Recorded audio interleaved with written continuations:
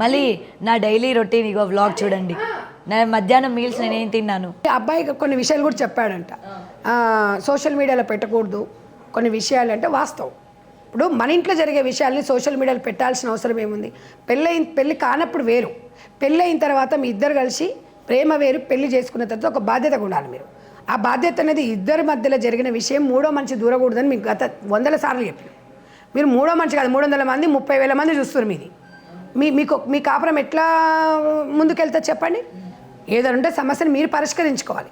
మధ్యలో పిల్ల తల్లిదండ్రులు కానీ పిల్లగాని తల్లిదండ్రులు కూడా దూరొద్దు.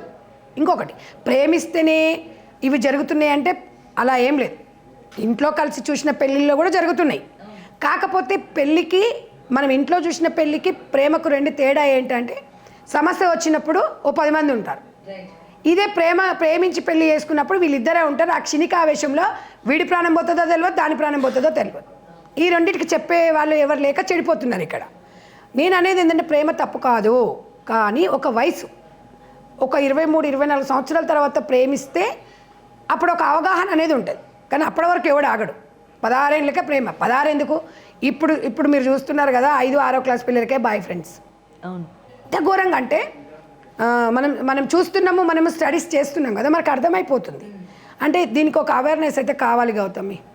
ఇవి సామాజిక మాధ్యమాల ద్వారా కొన్ని అవేర్నెస్ అయితే కావాలి.